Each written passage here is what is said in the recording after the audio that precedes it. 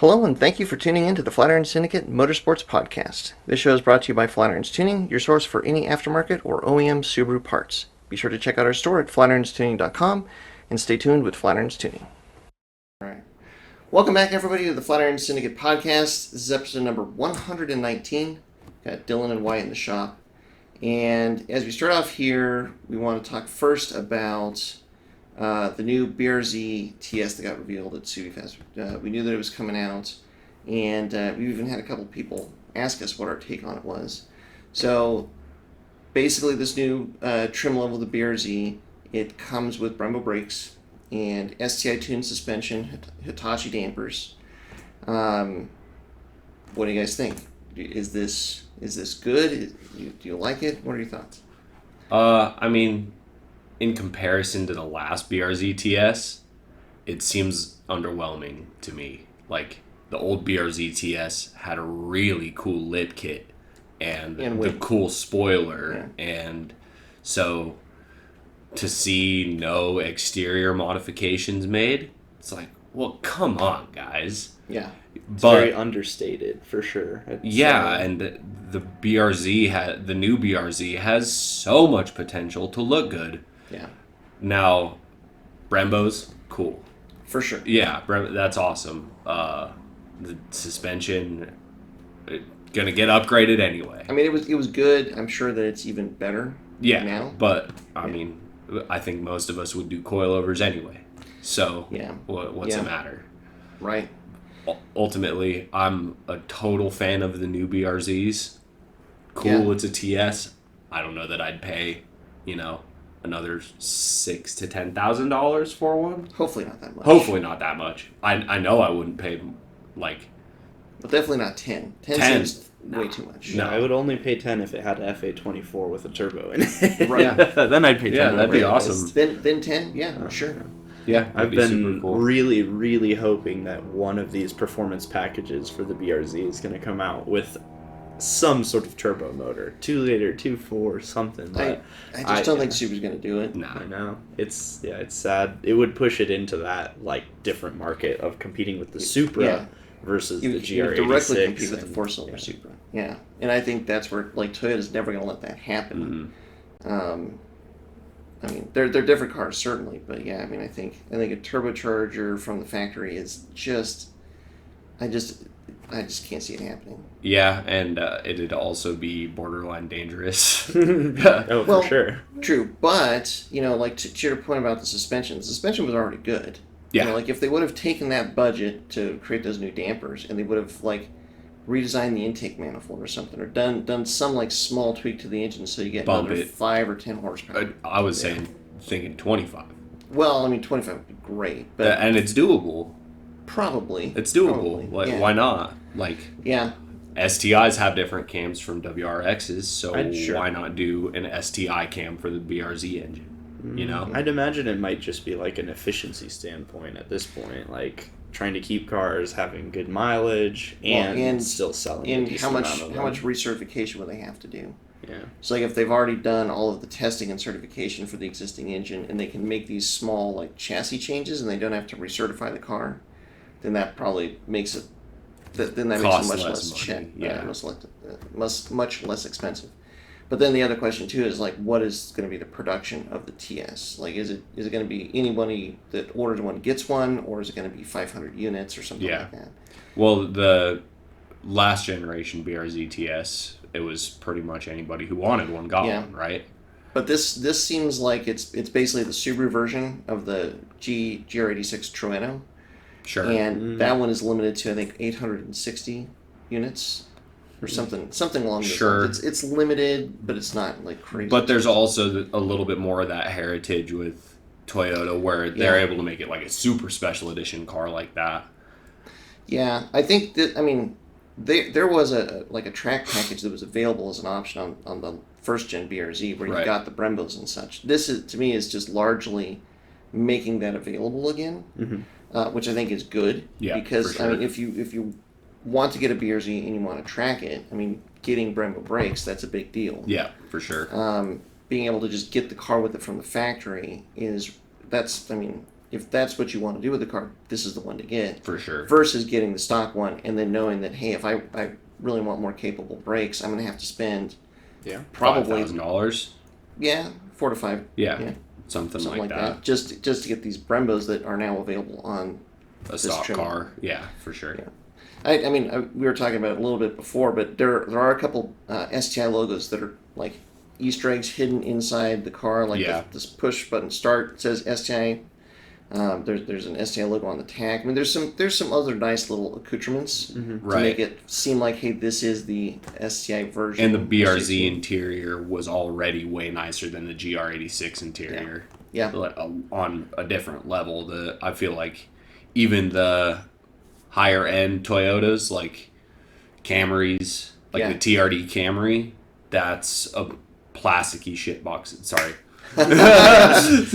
Interior. It's an interior for super cheap cars. Same with the Corolla GR. Same with the Yaris GR. It's just like plasticky, feels like children's toys on the inside. Where the BRZ and the WRX, they have really nice interiors. Yeah. So I think those cute little things being added, even though it's not an STI, it's still cool Subaru heritage. I think. I mean, it's like I said, if you want to track the car and you want a BRZ that's just that much more capable right out of the box to go to the track, I mean, this is the one just because of those brakes. For like an entry-level enthusiast, someone who wants a lower horsepower rear-wheel drive car to get a feel for it and kind of start, entering in events. Or just likes the feel of driving the car. Yeah, I was going to say, I always say it's more fun to drive a slow car fast than a fast car slow. Yeah. And the BRZ platform has been one of those, kind of breath of new life into that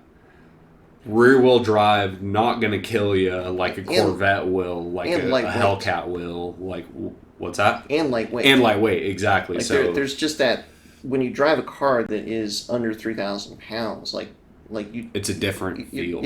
You feel that lack of weight, right? And just how responsive the car is, how nimble the car is. And sure. I mean, cars these days, they just keep getting heavier, and so I mean, even that experience, the suspension is well set up, and just for sure the handling and the lightness of the car. I mean, they're hooked that makes up. It fun. The BRZs are really, really grippy, even out of the box. So I think it's really cool. The other thing I did see in the interior was the blue Alcantara in the seats and the blue stitching.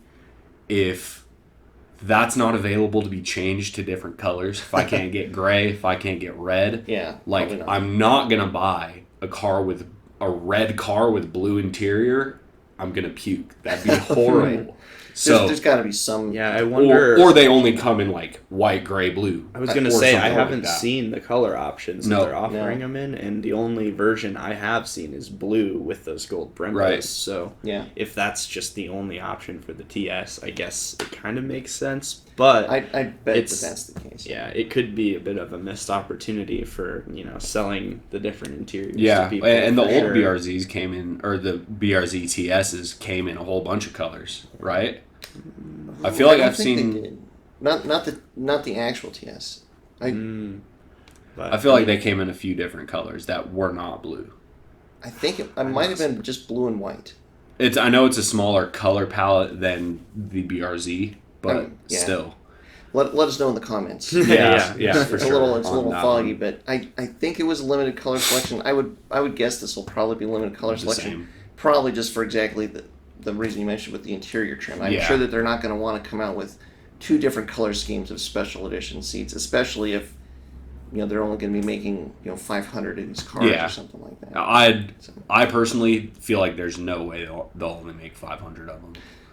Or even maybe a limited run. Maybe the first year, first production year. But I'll say this. I mean, I really like this, but I think the best thing that Subaru could do is they need to continue making it available. Yep. If it's 2024, the TS option should be something that anybody that wants a BRZ can order that car, because I mean it's just better suspension and better brakes. And to take notes from Toyota about supporting the cars too. If you're gonna offer these track package cars with bigger brakes and everything, maybe look at offering some sort of class for these cars, like Toyota's doing with the GR86 Cup. I mean, it would be really cool to yeah. have some sort of competitor from Subaru. I think my guess is that Toyota GR86 Cup, that's all Toyota, and I would bet you that it's like that is going to be only Toyota. Yeah. Well, I bet you that exactly. Subaru's That's not the gonna get in thing. there. Subaru has to have something for people who buy these cars to do with them, and if they want to really sell these cars and put that out in the market, I think we need more of those events that are like the BRZ Cup and stuff like that. I mean, Well, if we're trying to get into all these new motorsports and everything. things like that exist, and there's certain classes where the BRZ fits really well into like SCCA or NASA racing classes. I would say that like rather than Subaru having like some kind of dedicated race series just for the BRZ, they should just come out with more performance parts for the people that really want to drive the car. This kind of dovetails into the next topic, but STI, Subaru Tecnica International, in Japan, it's kind of this subsidiary of Subaru. And like if you go back to like the late '90s, early 2000s, and such, they had a lot of motorsports parts that they developed, like Group N stuff. Yeah, Those are made by STI or developed by STI in Japan, and they made these competition parts available for people that wanted to use their WRX or STI in competition. Like a lot of this at this time, like 90s and 2000s, was oriented around rally. right. But I mean, it makes such a difference with that car, with those cars, to have those parts that are available. I mean, we're still selling tons of Group N engine mounts and strut mounts to this day. I mean, there's people like we're working with Cusco and stuff, and we're using Group N engine mount or Group N strut mounts for these the Cusco Rally suspension still to this day. One of the best upgrades I've done to my car was the engine mounts. Yeah. So I think that what they need to do is if they're going to have this STA version, STI knows like 3 or 5 things that would make this car just that much more competitive or reliable. Sure. Come out with those parts, make them available like you did with the Group N stuff, in the early 2000s. That I think would be the biggest game changer. And I mean, there's no true like car that's an STI anymore. Right. All of their kind of development power is probably on STE. Yeah. Whatever, 10 years down the line. Yeah. But to keep those people busy, to keep those people making money, I think it does absolutely make sense to, develop a few things for the BRZ past what will come with the TS package, Yeah.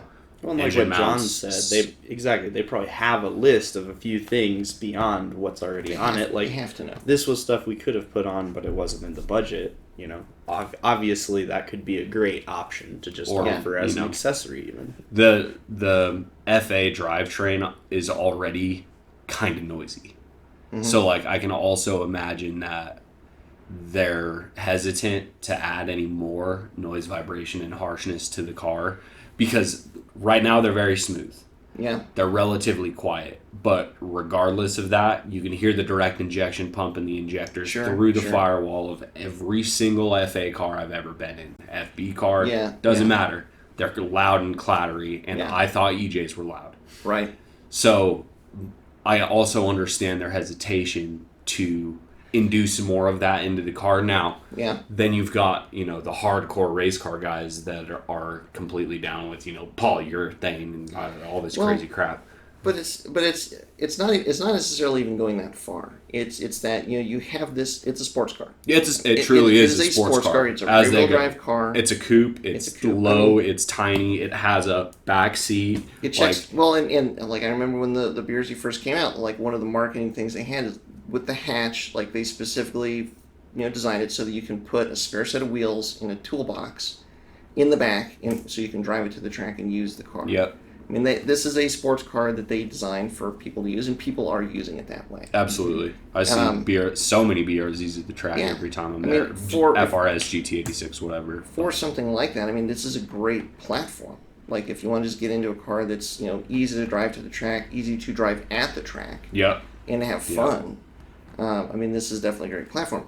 Having the manufacturer support the enthusiasts that want to do that just that extra little bit. Like, the engineers design the car. They know, like, oil cooler. Like, all right, if you're going to be tracking the car and you want to keep oil temps, like, really in check, how can you design an optimized oil cooler? Right. Yeah, there's some from the aftermarket, but could Subaru design one that is even, like, the next level? Yeah. Probably.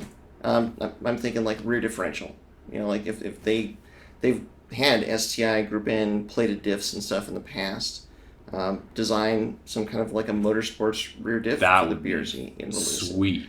And like awesome. Alignment components, like hey, if you need some other way to like align the front struts, like maybe camber adjusting strut tops or something like that. Something where, like, if you're really tracking this car and you really want it to get a proper Motorsports alignment so you can get the maximum grip out of the car, design a component, an STI component that really helps you maximize the suspension. And then let the true aftermarket take care of the power side, I think is very smart on the manufacturer's side. Like, then they're not recertifying the engine. They're not having to get these parts certified. Yeah. I think that's, a very solid plan. And even on old Subarus, I feel like it's a blend of factory parts, STI parts, and aftermarket parts that really build the best car.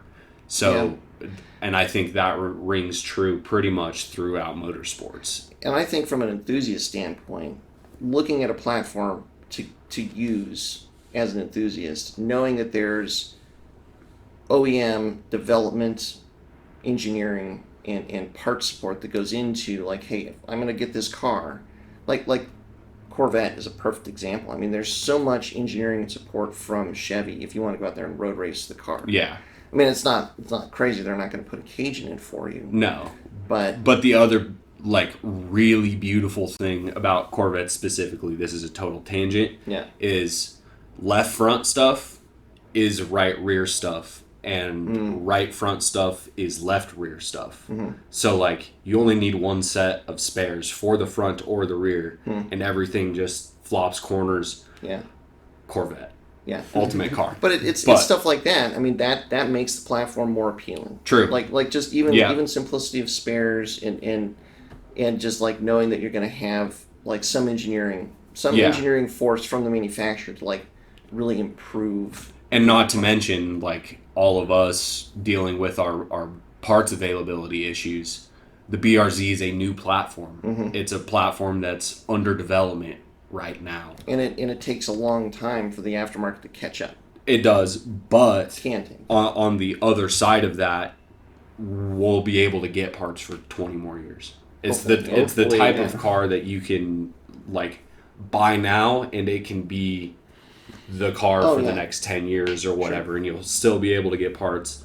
Unlike us with our GCs and GDs, that's a whole other topic. That we've talked about, but.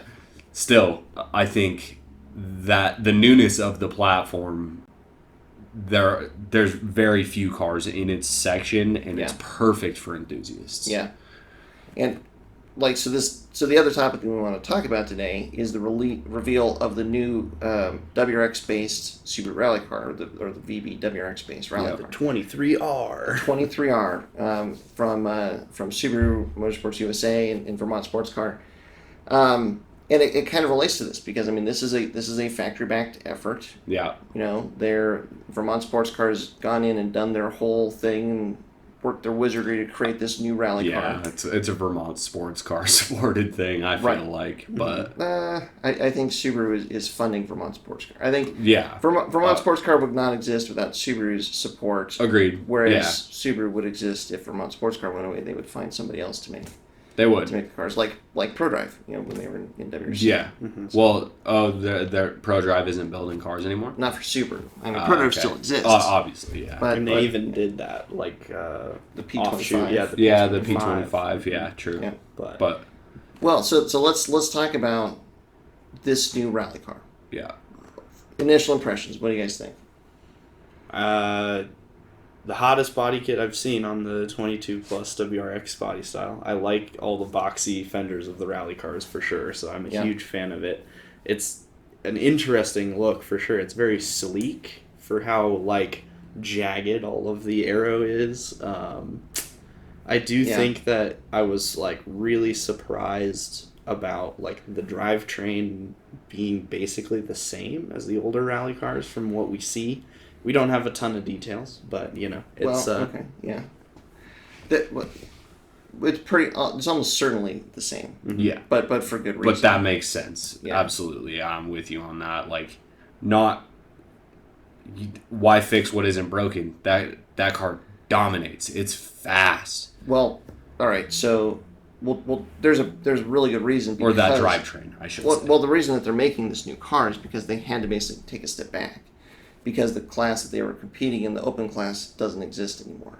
So ARA is forcing them to kind of take a step back. But we'll talk about that in general. What are your That's impressions? ridiculous. So, like we were saying, doesn't surprise me at all that they're keeping the drivetrain the same. Right. It's proven has so much development in it, and doesn't make sense to change up. I mean, as far as the chassis goes, I think the wheelbase might make it less nimble. The track width, This is because I'm 50-50 on. If it's based on the WRX, because it is a little bit longer and a little bit wider car. It is, yeah. So, like, your moment of rotation is larger. Could be. So, now that might be helped by the little bit of extra track width, but it's also engineered out by Right. Vermont Sports Car. considering it is basically the old drivetrain, I'd be interested to know if they kept the new chassis set up as far as, you know, location of wheels and wheelbase, or if it's just basically... You can't change it. It's in the tubs. Oh, well, the tubs are all gone. Yeah, that's what I'm saying. No, is this but the car- wheel arches aren't. The But, wheel arches are if still you in the look same even at location. the picture we've got pulled up, it's So- all carbon cutout, so I mean, they could Right. have easily just kept the same wheelbase as the old rally car. Anyway. All right, so well, at this I'm point, it's worth mentioning. All that we've seen pictures. So we've seen a handful of pictures, and there's like a 1.5-minute long teaser video. Yeah. And so then there's going to be more of an in-depth. They're actually saying it's going to be a 6-part launch control series, either on the running of the car or maybe just the development of this car. So if it is actually a 6-part video just on the development of the car, that would be really interesting. This is And entirely speculative, is what he said. we don't know Yeah. we don't know how detailed they're going to be with how far they went down, but Right. in that 1.5-minute teaser video, I mean, it's clear that like they took it down to the unibody and then they cut a whole bunch of stuff out. Yeah. Tasso was in here the other day and we were looking at pictures, and he made the obvious point that, well, that's a McPherson rear suspension. So like they have completely cut out all of the suspension mounting points for the rear suspension and replaced it with their own, and it's McPherson. Right, but they didn't lengthen or shorten the chassis or the wheelbase. Doesn't seem like. Yeah, so Yeah. the longer wheelbase will make it less nimble. I know that about cars. So here's where this gets interesting, and this is the It could be why. more stable though. Right. Well, but Which- this is why they had to redevelop this car or develop a new car, because basically ARA got rid of the open class, so now the top tier class in ARA is the R5 class, and which is an established class in Europe, which is based. I think it's R5. It's either R1 or R5. Let us know in the comments. But basically, it's one step below what like the open WRC cars are. And so this is like the highest level of car that you can run without being in the open Right. over in Europe. But it's basically the same rule set as this R5, because what they wanted to make it sure that was possible was that if you have an R5 car in Europe, you can bring it over here and run it in the Oh, cool. US.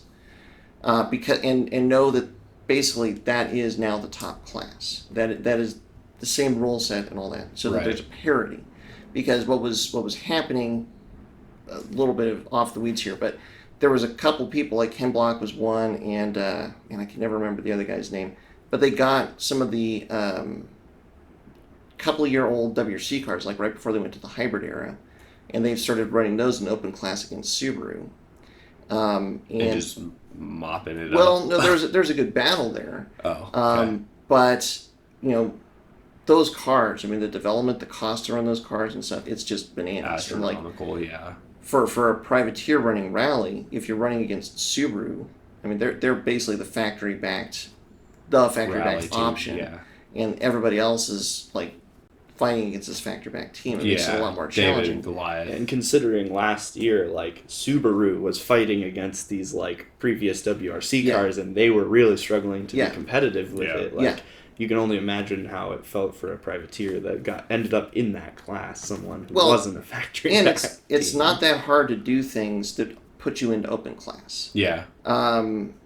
You know, just as an example, you know, Sam, the guy that built the Ferrari engined Subaru, in part that was because he was in open class and he's like minutes away from the factory guys. So what can you do? Like, he's got to go and do some crazy out of the box thinking to try and find a way. Like, okay, how can I make a car that's a little bit even has a chance to be competitive with these factory back teams? And so that's, I mean, if that's the open class and that's the arena, it doesn't really foster a lot of competition. Sure. You know, because it's like now it's a class for whoever has the biggest, you know, funding to grab an old 2-year-old WRC car and bring it in. Yeah. So that was one of the funny comments that I actually heard on the reveal. Was one of the Subaru guys talked about how, we wanted to have an out of the box solution, and we've done this like extensive development, but that was kind of part of my point about using the old chassis. Surprised me was I kind of thought it was going to be more of an out of the box, using the new drivetrain, trying to develop on that type of a mentality with this new, new platform, new rally car. This is the interesting thing. It seems like they're really calling back to the old 2-liter cars. Think about NASCAR though. Oh yeah, NASCAR used a small block Chevy based engine, might still use one, and small block Chevys haven't been going into cars since like 1997. Right. So it took 20 years for Motorsports to move away from that old school technology because it works and there's regulations around it. And Subaru's done a ton of R&D on, like, so what it looks like this car has is still the WRC spec EJ engine. Yeah. So, which is the 2-liter closed deck. I want to say it's the EJ20K is what it's based on. And that's what they were, for a while they were running the 2.5 liter engines earlier on, and they because they were having to do a lot of the development, they just never got it to be as reliable as they wanted to, and then that's where they switched to basically the WRC engine. Interestingly, like the Super GT 300, BRZ 300 also runs the WRC engine. Yep. The only factory-backed Subaru race car that I've seen that is actually on the new FA platform, I think it's the FA24, is the Nürburgring STI. That car is definitely running an FA-based engine, and they did it in that endurance series, which is really interesting. So going back to what I was saying as far as the chassis goes, the track width, I think, is good. It's going to be a really solid, stable car, and what you said about it not being in the open class might explain why I think the Aero looks so boring. Yeah, like that's one of the things that basically they took away from the open class in comparison to the VA. Yeah, rally cars. This is so boring. Yeah, it looks very mellow. Like I said. I'm bored by it. It's not sexy like the old one was. So here's the really interesting part that you have to keep in mind, because they basically are moving the top tier class in ARA to an already established class of the R5. This is a new car for Subaru. They've never built a car to this class before, but this class has been around for a good long while. Yeah, there are R5 cars. There's a lot of them over in Europe. There's there's probably over 100, 200 of these R5 cars that are competing over in Europe. And there have been a couple people that have brought R5 class cars over here. The people that have been running in that class, they've had a handful of years to develop and figure out what works. Subaru's coming into it, fresh and new. Like, this is not something that they've really been paying close attention to. And I think that the R5 cars are generally on some of the smaller chassis from the cars in Europe. So that's where it's going to be really interesting to see, can this new Subaru, that is probably bigger, still hang with these smaller and like well-developed R5 cars. That was another thing I noticed almost instantaneously about the engine bay is I think in the VA cars they still had a metal tub, and everything forward of the strut tower was all still sheet metal. I don't know that for sure, but I instantly noticed everything in front of the strut tower is cut out carbon Kevlar. Like they've been tube chassis for a few years, where like they can just like undo some bolts and like pull the whole engine and drivetrain out. Right. But now, everything is carbon, so like weight. It seemed like they were working really hard to try to get as much weight out of it as they can, because it is a heavy car. So here's the other really interesting thing about the engine. I mean, we've only seen one picture of the engine bay, which like it shows a lot and also not a lot. So little. Yeah. It's dry sumped. And so put in the comments if you've been to an event or got a picture, but I think this is the first dry sumped rally car that Subaru has run. I don't remember if they had a dry sump on the last chassis. I don't think they did, because like in WRC they weren't allowed to run dry sumps. Yeah. So they were always based around like the factory oiling system, because that was one of the requirements. I'm just curious. The family Huckster, I think, has a dry sump for sure. That's one engine bay that I saw that has it. That and the Air Slayer, but those, it's kind of like maybe they were trying some things that they wanted to try here. Yeah. On those cars, but it was not. It was a different engine, because those are the billet 2.5s or 2.3s. Yeah, the D-stroke. D-stroke ones. But yeah, it makes sense. Yeah, it Dry completely sumps makes help sense. everything. You can lower the engine in the chassis. You can Improves reliability. Yeah, improves your reliability. You make some more power. Like all these things add up. What kind of fuel do they have to use? I don't know if fuel. It's probably race gas, isn't it? I think it's race gas. I don't know how limited the fuel is. It's a good question. But we can look into it. The fact that they're not on ethanol is probably also good, at least for the dry sump. Like that, potentially. Yeah, there's not as much water getting into the oil in that case. Yeah. So, dry sump good, dry sump heavy. It's a little bit. There's a little bit of weight, but it's not. But the gain you get out of it from being able to drop the engine in the chassis. And just improve the PCV system reliability. The venting in the crankcase, to ensure that you've got like really good oil supply. It's good. Engine. And is that still the case where you can't run dry sump in WRC? Man, ever since they've gone to the hybrids, I couldn't tell you. Oh, yeah. I just don't know.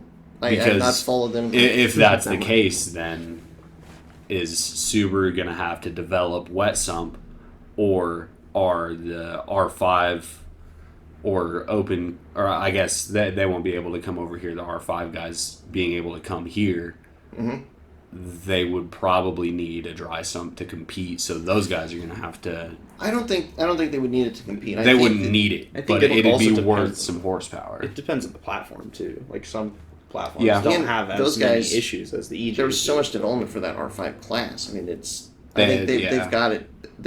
I think that they're reliable. Yeah. So either they have it or they don't, but they know what the reliability. Sure. But the new rally car's cool factor has definitely gone down, at least in my opinion. Like the wing, goofy looking.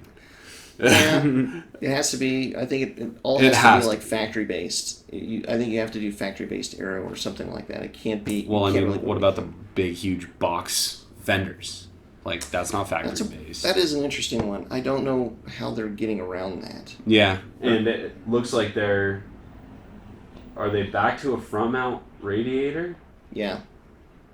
Yep, and it's got a low front mounted turbo.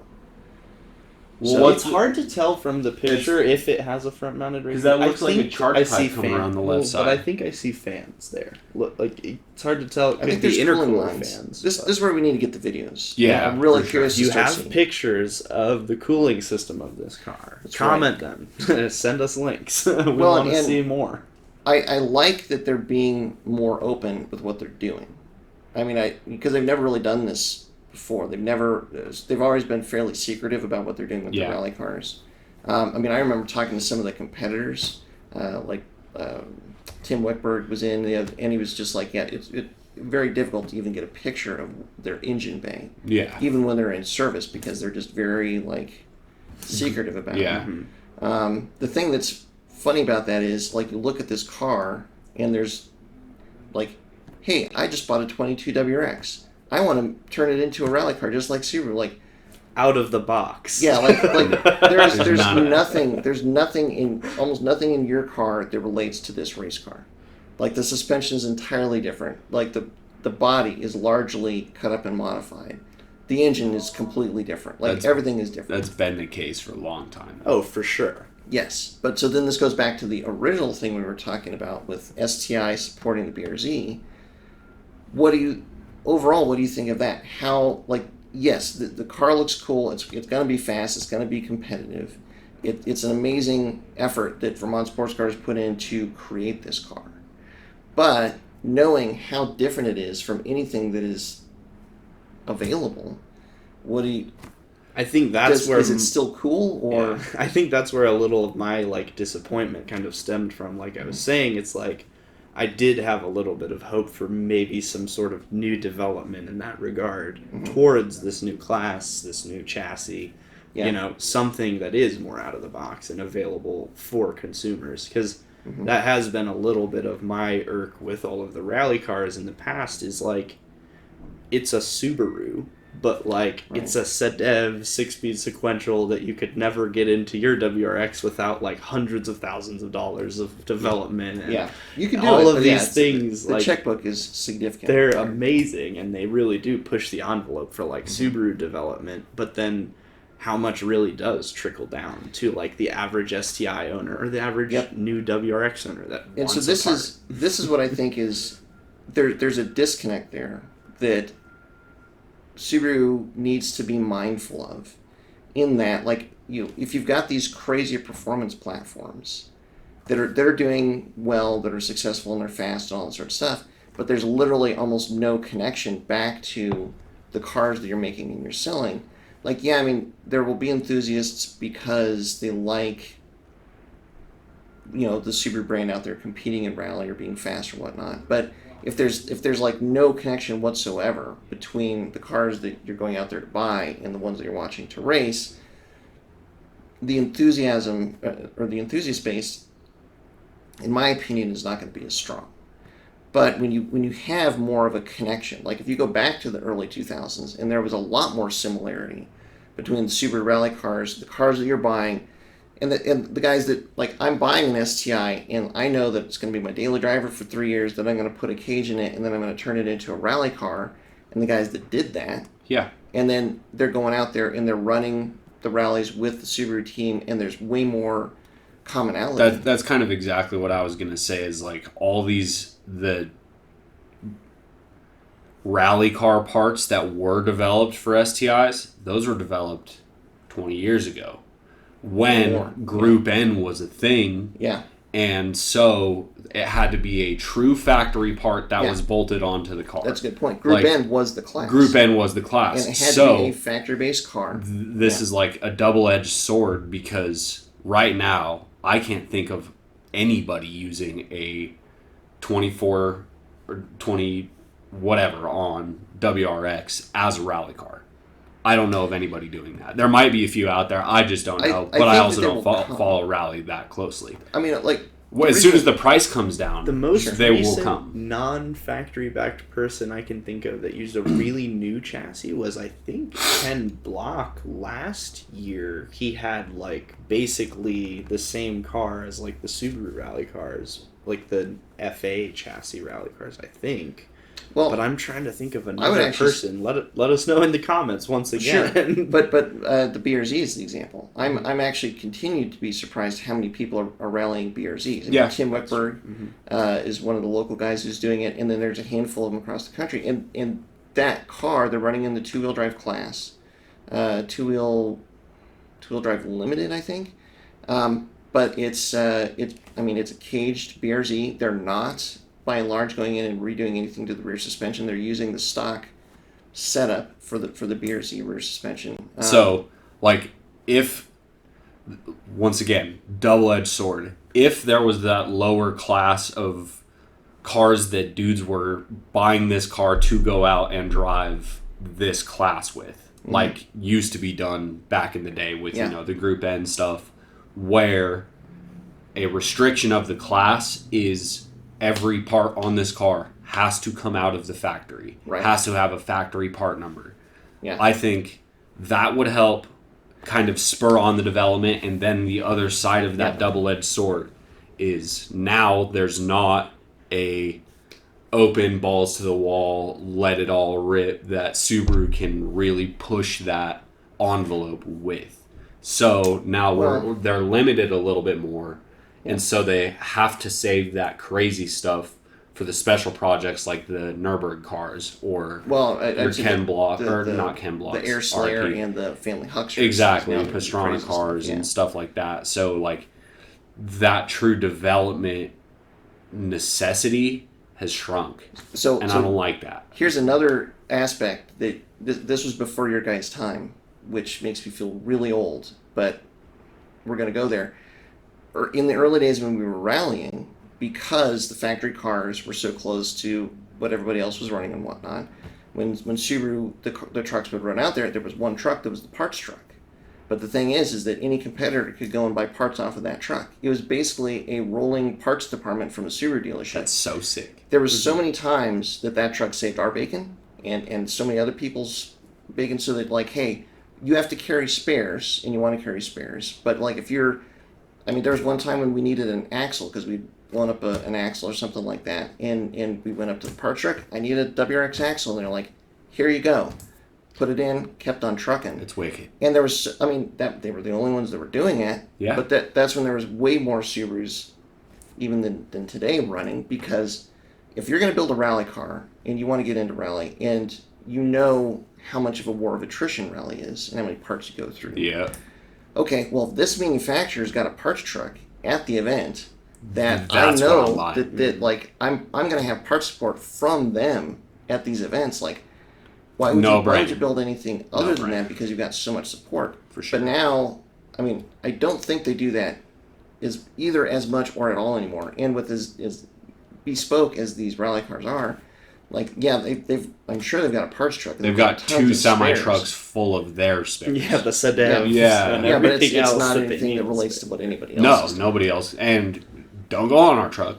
You're not even allowed to see those parts. Exactly. So it kind of brings it back to, like, if the manufacturer supports the enthusiasts, then that brings the enthusiasts in their cars to the events. Yeah, for sure. Because, just like I said, like, man, if I'm building a rally car and I know that I have that level of support, it's a no-brainer what platform I'm going to try and build into a rally car. For sure. And with Motorsports kind of doing what they're doing, it's tough to justify for the manufacturer to do that. Sure. And even if, like, let's say Subaru started sending a truck to Grid Lives, like those bigger events, maybe that they do, like the Super Lap battles. I don't know if there's a Subaru truck there. No. But I do know there are a lot of Subarus at those events. And the guys that are looking at building a car, well, and this is tricky because, like, time attack and more road racing stuff, like, you're going to be using a lot more bespoke stuff anyway. Yeah. But there's street classes. There's street classes, and then you've also got, like, the sensors that everyone uses and needs. Let's bring it back to the BRZ. Let's take it back and let's keep it more simple. So, like, all right, to your point, Dylan, Subaru doesn't have a BRZ spec racing series that they're supporting, whatever. No. But there's a lot of people that are running BRZs at a lot of these in various classes, grassroots motorsports classes. It was super popular at cone racing. Yeah. So, like, what if Subaru put together a small parts truck that was built around supporting the BRZ, and, like, put 4 or 5 of them together across the country, and then, like, have them go out to support people that are running BRZs at these local events? Like, hey, you bent a suspension, whatever, we've got you covered. Or basically a couple spares of everything in a truck. Yeah. Like, it wouldn't be that hard to do. Or companies like Hoosier, for example, will put up little reward prizes. Like, hey, if you place on podium in an event in Right. XYZ legitimate class, Yeah.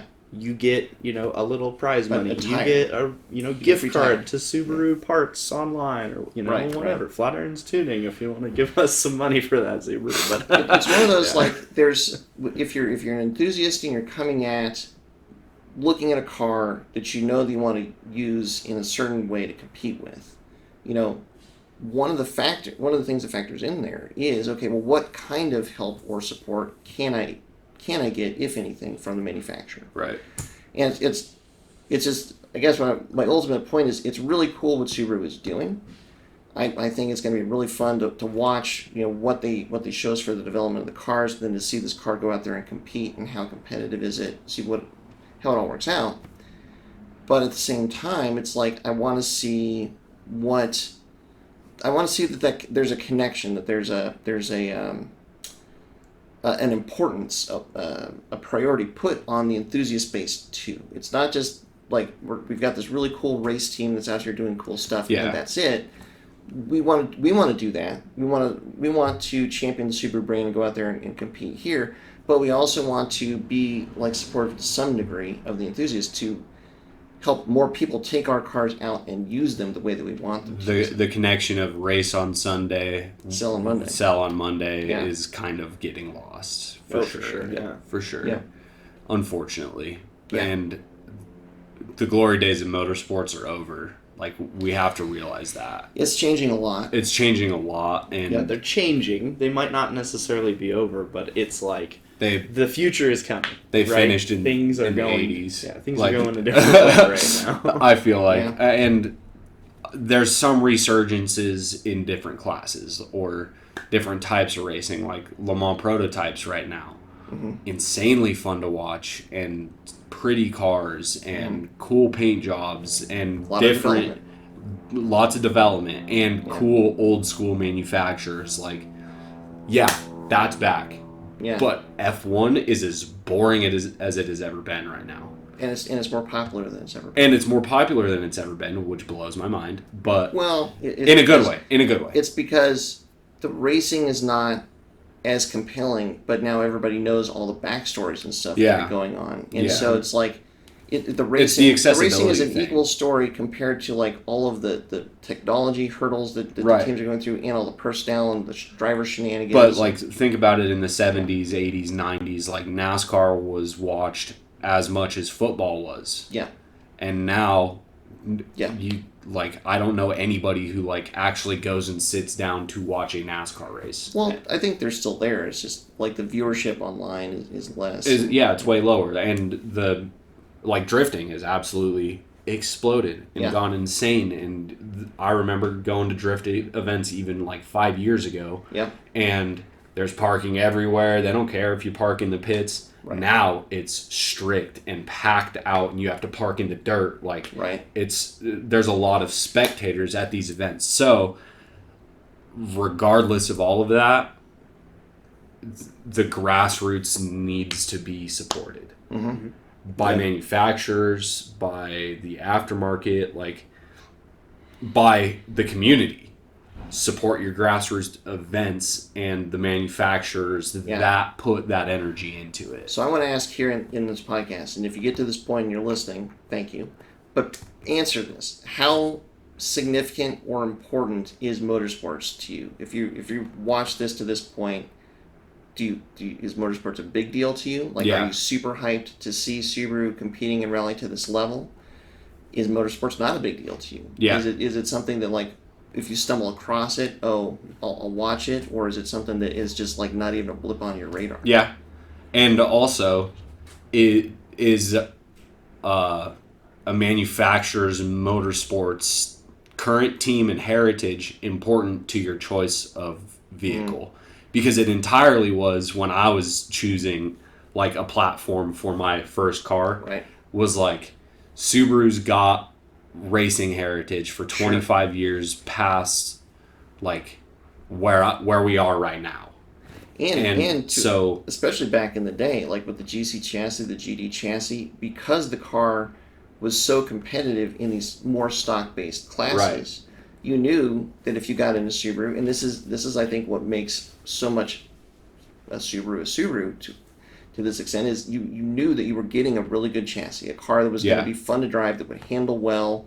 It's going to be great in the snow. That's and also has a lot safe. of development. Yeah, like having a lot of work put into it for sure on that platform. And like basically Subarus have integrated roll cages in every single one. Like that comes from the rally development side of things. Right, making the unibodies super stiff because of the benefits and to the race. Even with a noodly GC, like I'm never have felt unsafe in my car.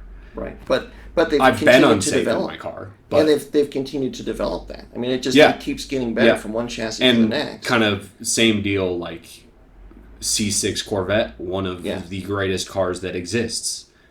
It won when it was GT3 and GT2 racing. Like it mopped them up. Yeah. Same thing with C7. Same thing with C5. I also think like Dodge currently, and for like most of history, right now there are still 500-inch Hemis running in every single funny car, in every single top fuel dragster. Like Dodge engines, good stuff. Yeah. Well, back to the Corvettes. Like where the Corvettes started to get popular with the enthusiast base was like the C5. Was the C5. C4s not nearly as much. C3s, I don't think nearly as much. No, but they weren't race cars at that point yet. Right, but it was because when they developed the C5, GM said, we want to make this a competitive car. Yep. So they developed a platform. They had their race series. They dominated their race series. Because they developed the chassis to succeed in the series. They did that. From then day one. They took that car and they said, okay, and now you can buy this version of it. Yeah. Like that's the connection. It's parallel development. That's where there's a connection between like the motorsports and then the enthusiast space. For sure. And then that one builds on the other, and then you go out and you start. Same with Ferrari. Like Ferrari's had racing heritage now for 70 years solid. Sure. And Ferrari's my favorite brand. Yeah. Well, Porsche. Porsche's another There's great that example. connection between the motorsports, the cars that the manufacturer's developing, and the connection to the enthusiasts. Yeah, and there are manufacturers trying to carve that out. Like you've got your Hyundais, racing and rally, trying to carve Hyundai out. Is an interesting example because there again, like there's nothing. Like you look at Hyundai and all their WRC success, and there's nothing you can go buy from Hyundai that's like in the ballpark, even close to it. And not to mention, they're doing that right now. They haven't been doing that for 30 years. True. Like Subaru has. True. Like Corvette has or like Chevrolet has since like the 50s. And Ford has since like the 50s. I have a total funny tangent. Like you guys made that point about the Corvettes, how like the first few generations weren't necessarily meant to be as much of a sports car. Yeah. No. They were sports cars. They were not race cars. Not race cars, sorry. But like I think it'd be really funny to see the BRZ follow like a parallel of that. Like the second, third, fourth gen BRZs just start becoming more race cars and like have that like class support from Subaru. It'd be really cool to see something like that. You know, so there's an interesting. I don't know if we'll ever see this, but there's one thing now. Knowing what this new rally car is built around, I would want to see Subaru now take this car that they built, which now should fit back into the European rally class. And go over there and now take this car that's competing over here and does whatever it does over here. Compete against the Peugeots. Go over to Europe and see how the Subaru hangs in Europe in the R5 class. Europe's roads are different. The roads are different. Way different. They're smaller. Like to me, one of the whole ideas that the overarching scheme here is to make American Rally plug and play with a lot of the European Rally series or classes.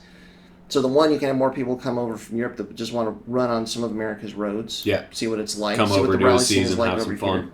But then you can also have American drivers that are competing over here, and like if they're trying to get a seat over in Europe, like if you're driving an R5 car over here and you're putting up these kind of times, then it's more known. Okay, well I could plug you into our R5 car, and more maybe it fits your driving style better, whatever. Well, know how competitive you're going to be in the European series. So maybe it opens the door for some Americans to go over and run in more. Which is great. Rally. Like I think there's in F1 this year, there's been a lot of backing behind Logan Sargent, I believe, is the American driver. Yeah.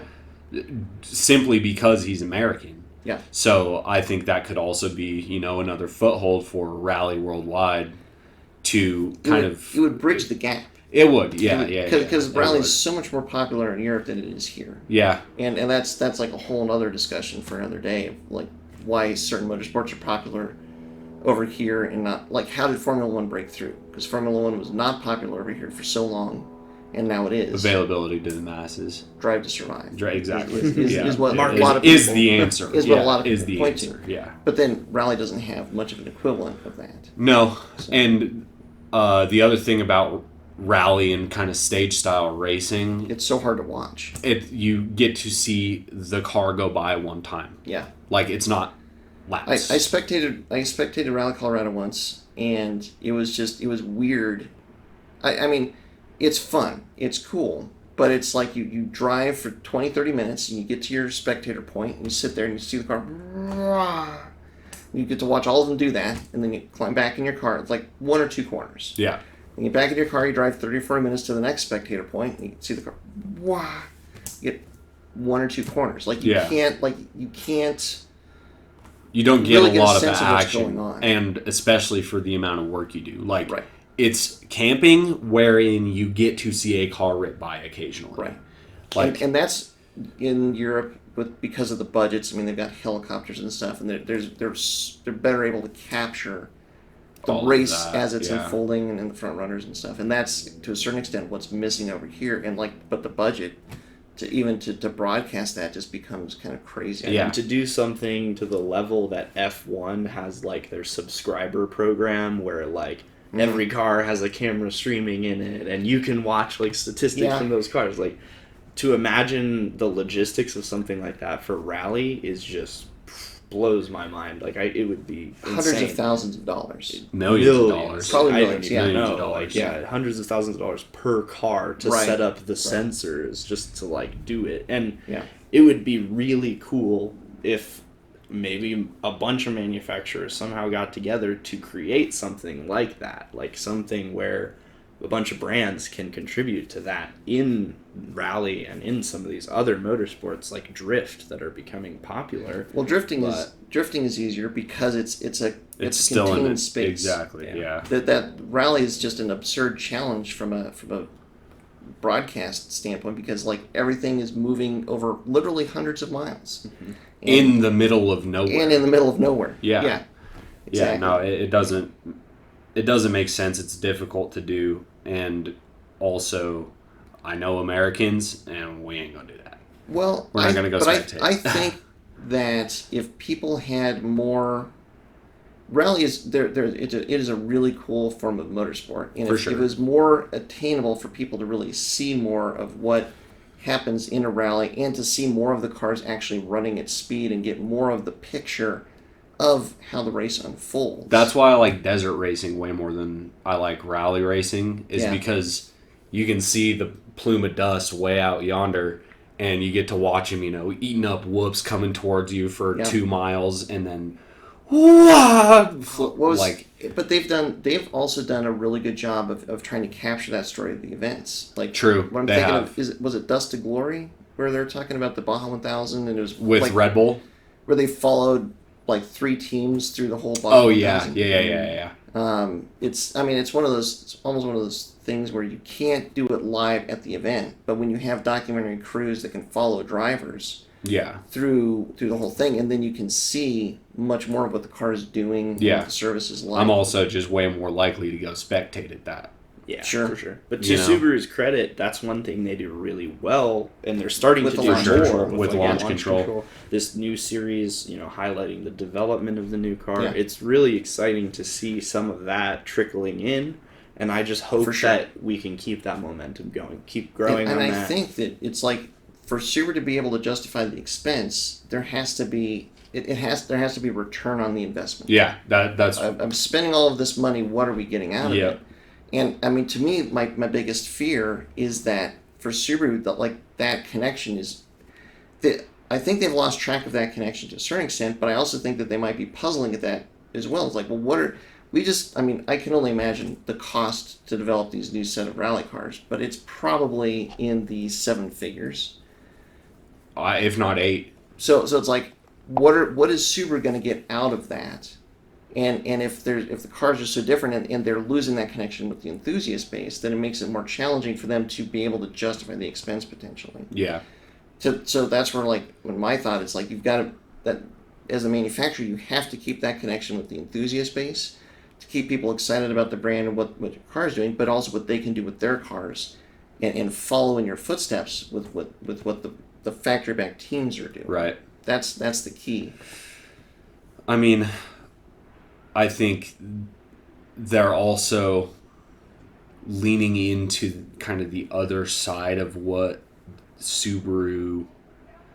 Subaru brand has become known for with EVs and like things like that. I feel like they're leaning into that way harder than they are the enthusiast well, they're base. trying to change. They're trying to pivot into this new direction. Yeah. And they're trying to figure out, well, what does that mean for Subaru? What does that look like? And I mean, I don't think they know yet. I don't know yet. I don't know yet. Yeah, no, I agree. I think the win on Sunday and sell on Monday, it still exists. Absolutely, It still 100% exists. exists. Yeah, But sure. it's gotten a lot murkier and it's a lot harder to do. But that's where if Subaru can figure it out, there's a huge potential there. And it seems like they are having some success with that, because we've talked in the past already about how the new gen WRX is actually selling really well. Yeah. Yeah, I see a lot of them. Yeah. I see a lot of them, Yes. which is a good thing. I mean, it still is filling a very small section, or the section of market that it fills. There are not very many cars in, Right. like a turbo stick shift sedan. Yeah. As they go right now, Right. there are not a lot of them. Like Mitsubishi isn't making one. Just a turbo sedan. Like, there's just Yeah, not they're many out there. And at the no, price point, Malibu, that's turbo sedan. It's not a fun turbo sedan. Okay. It's a 2.3 liter sedan with a turbo, like your Hyundais or Kias or Yeah. the Korean pieces. Yeah. They're usually turbo. Like you got the Yeah. N series from Hyundai. right? So yes, it's still it's a small section of the market, but what Subaru's got on everybody is the heritage Sure. and the pedigree that gets understated, but it also needs to be maintained. So I understand why they're still, going so hard and leaning so hard into maybe things that aren't quite as popular. And going back to what you were saying with return on investment, like it doesn't make sense to spend that hundreds of $1,000s per car to make the broadcast easy, or to make rally. the broadcast possible. Yeah. So the other thing I'm seeing with maybe this new Drive to Survive series is when I was watching the previous Drive to Survives, I'm locked in 100% while they're building the cars. As soon as they go start racing the cars, I get bored. I'm the same way just when I watch regular old YouTube. Like, I think we've seen this on our videos. Like, the videos at the track doing things don't do anywhere near as well as like build videos. Yeah. So I'm hoping with the development content, at least it'll keep me locked in. Sure. Yeah. But We'll have to. and then some R&D videos, like I'll watch that to see how their efforts played out. Right. But like ultimately, I'm bored by the event videos personally. If I'm not watching the live stream of an event, I don't really care. Yeah, it is interesting where the story of a motorsports event grabs you. Sure. Yeah. And did they win? Did they crash? right. Yeah. Did the car blow up? Well, and to the point of Drive to Survive, and we should probably wrap it up here after this, but it's the story of the background. Where if you're watching the race, this is the other part of it that you would have no idea of unless you like read magazines, like listen to reporters, do podcasts or whatever that talk about all the behind the scenes stuff. Well, that's what all Drive to Survive is. It's almost none of the racing. Yeah, or like when you've got a weird year. Like this year, Le Mans was really weird. Ferrari was back. Cadillac was back. Yeah. The Peugeot was out there. Yeah. Like there were so many cool things happening at Le Mans this year. I was locked in the whole way watching live stream. I was on an airplane watching it. Yeah. Like, it was so great. what it is that because it's weird. But there's other stories to get the same level of connection and engagement with the motorsports event other than just the cars running around the track. Yeah, and it also helps when it's brands you like. Like Subaru doing awesome at rallies. Yep. I'm with that. Yeah, which is like what Subaru's doing with launch control. Yeah, for sure. Or, Ferrari racing at Le Mans, Cadillac racing at Le Mans. Sure. Like, all brands that you're really into. It's cool to watch that stuff. When Volkswagen had the IDR going up Pikes Peak, And I know the the development story of it. I know the Volkswagen dudes were going crazy for it. So, and it's a complete one-off. It has nothing to do with anything you can buy. Exactly. It has a Volkswagen sticker on it. I want to see what this manufacturer is doing to try and run this car. Push the motorsports side of everything, and that's just going back into the heritage, pedigree, current success, right. All those things add up into making a car brand cool. Yeah. So a lot of different ways to kind of find motorsports and engage with it. So let us know. Let us know what you think. Like we asked, what does it matter? Does it not matter? What do you like? What don't you like? Yep. All that good stuff. Exactly. So, cool. Well, go to places. I need to wrap it up here. Thanks very much for watching. Thanks for your support as always. Hugely appreciate everything you guys do for us to let us come back and keep having these conversations. Yeah. So until next time, as always, stay tuned to Flatirons Tuning. Thanks everyone for tuning in to the Flatiron Syndicate Motorsports Podcast. Once again, we'd like to let you know that your support is what makes this show possible. Be sure to check out our online store at flatironstuning.com for any of your aftermarket or OEM Subaru parts needs. And as always, stay tuned with Flatirons Tuning.